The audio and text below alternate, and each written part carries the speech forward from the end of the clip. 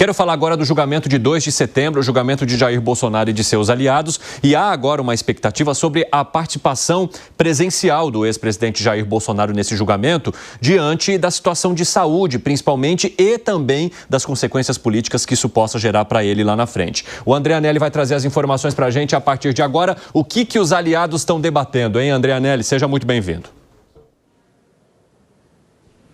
Sim, Evandro, existe um debate nesse momento a respeito do impacto político que teria para Jair Bolsonaro fazer essa espécie de enfrentamento, por assim dizer, como é avaliado por alguns, então, aliados, de justamente encarar esse julgamento frente a frente ao ministro do Supremo Tribunal Federal, Alexandre de Moraes, e frente a frente, então, a, inclusive, os demais acusados. A gente relembra que tudo acontece no contexto da suposta tentativa de golpe de Estado para permanecer no poder, desde 2022, logo depois do resultado das eleições, e de lá para cá as investigações mostraram, por exemplo, alguns documentos relacionados, por exemplo, à minuta que foi encontrada com o então secretário de Segurança Pública, ministro da Justiça do então governo Jair Bolsonaro, Anderson Torres. Também conversas com pessoas próximas do governo, principalmente com membros das Forças Armadas. Enfim, são questões que levaram, juntamente com a delação do ex-ajudante de ordens Mauro Cid, a uma possibilidade, então, de condenação do ex-presidente Jair Bolsonaro, e que agora ele pretende levar, então, esse enfrentamento para o Supremo Tribunal Federal, no sentido, então, de angariar questões políticas favoráveis a ele com esse enfrentamento, e também com a possibilidade de fazer até mesmo recortes, não nas redes sociais dele próprio, mas também de alguns aliados. Evandro. Obrigado pelas informações, André Anelli. Agora eu quero retomar a nossa conversa sobre a estratégia que está sendo discutida para que Jair Bolsonaro vá ou não presencialmente ao julgamento no Supremo Tribunal Federal a partir de 2 de setembro. Para quem nos acompanha pela rádio, agora 5 horas e 26 minutos, um rápido intervalo. Daqui a pouco vocês estão de volta e a gente vai estar nesse bate-papo aqui. Nas outras plataformas, seguimos. Alan Gani, parte dos aliados de Jair Bolsonaro defende que a presença dele seria importante para simbolizar a força diante de um julgamento que ele diz ser injusto.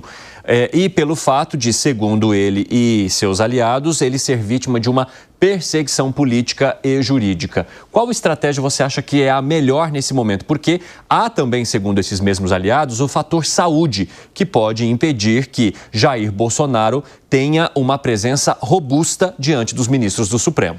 Eu acredito que a melhor estratégia para o ex-presidente seria ir, sim, presencialmente, apesar da situação de saúde. A última chance que ele tem de expor uma situação, sim, de perseguição política. Mais ou menos como fez muito bem em sua defesa o Felipe Martins, o seu assessor. Ele fez uma defesa muito técnica, muito educada e muito ponderada, apontando ali algumas injustiças que fizeram contra ele. Por exemplo, ele ficou um bom tempo preso injustamente, no meu entendimento, para forçar ali uma delação premiada.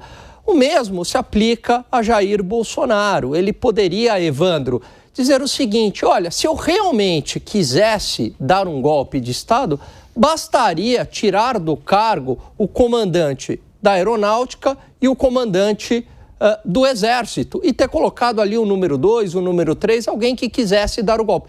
Porque isso seria muito fácil, né?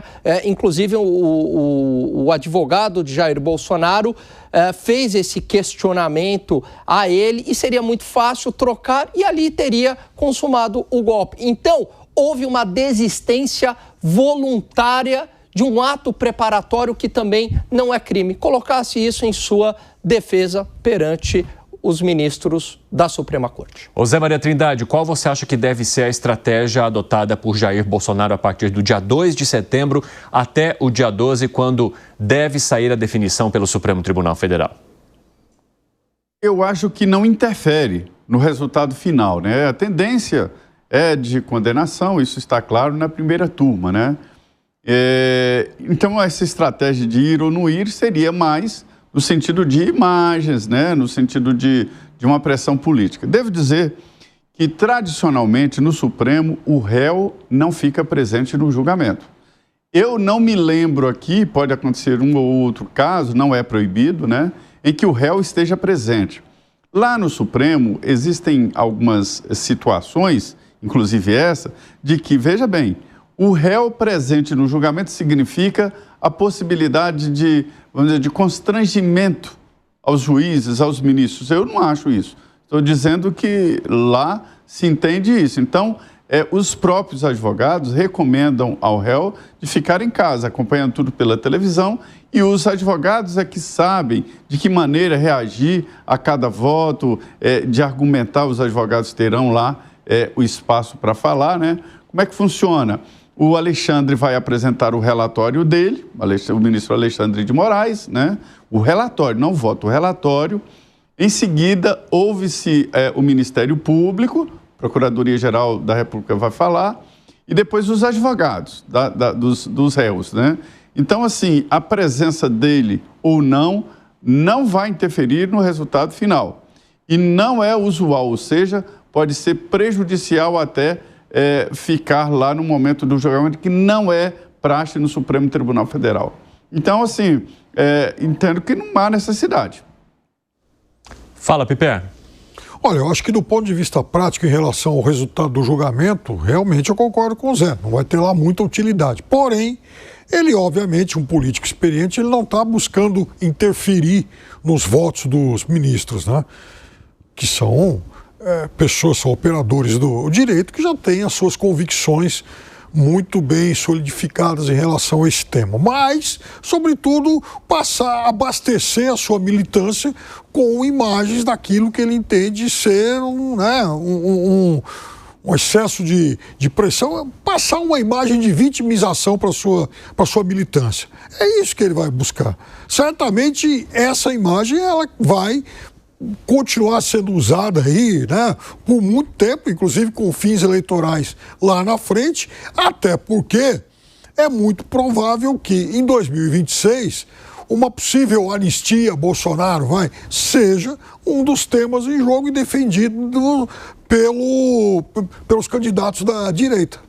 Que foi, Gani? Não, eu só queria complementar que no primeiro julgamento ali, lá atrás, né, o Jair Bolsonaro foi muito cobrado pela sua base porque ele teve uma postura mais dócil, não teve uma postura de enfrentamento, fez piada. Nesse último julgamento ele não tem muito a perder, eu concordo com os colegas, né? A sentença está praticamente dada, pelo menos essa a nossa percepção, e aí é claro que ele vai pro tudo ou nada, ele não tem mais nada a perder. Ô Bruno Musa, o Zé Maria Trindade, todos aqui estavam falando sobre o quanto essa estratégia é mais política do que de fato prática, porque já há ali um entendimento sobre a possibilidade grande de condenação do ex-presidente Jair Bolsonaro e de muitos de seus aliados na primeira turma do Supremo Tribunal Federal. Mas Jair Bolsonaro sempre foi visto como um político e uma autoridade muito combativa ao Supremo Tribunal Federal. Você entende que se ele não, pelo menos, tentasse participar desse julgamento agora, isso poderia simbolizar algum tipo de fraqueza no momento mais crítico desse embate entre ele e o Supremo, principalmente na figura do ministro Alexandre de Moraes? Veja, Evandro, eu concordo com um pouco de tudo aqui que todo mundo falou. Eu estou mais na linha que não vai mudar em absolutamente nada, eu acho que isso somos unânimes aqui, infelizmente, porque já houve uma politização disso, mesmo com todos os excessos praticados, grande parte dos operadores do direito mencionando sobre isso, parece que é aquilo que nós falamos, passou de um ponto de não retorno, onde eles não conseguem mais voltar atrás, portanto, essas injustiças continuarão sendo praticadas dentro desse processo, e a gente já tem, não é de agora, a gente já tem uma decisão tomada há muito tempo, é só questão de saber quanto tempo ele será condenado. Os próprios juízes, que hoje no Brasil virou super comum pegar o microfone e se pronunciarem fora dos autos, que isso praticamente não existe em países avançados, eles já praticamente proclamaram os seus próprios votos de condenação, uma vez que eles colocam, inclusive, a raiva, o sentimento negativo pessoal que eles têm perante o réu. Mas eu acho que faz sentido ele estar presente, não que vá mudar o resultado de forma alguma, mas faz sentido sim, porque eu acredito que esse é um momento que há necessidade de ser mais combativo, tanto da parte dos advogados, como da parte dele, do ex-presidente Jair Bolsonaro. Eu acho que ser combativo num momento onde, com o outro lado, não há conversa, mais ou menos na mesma relação que a gente vê na geopolítica hoje, não tem outro caminho senão esse.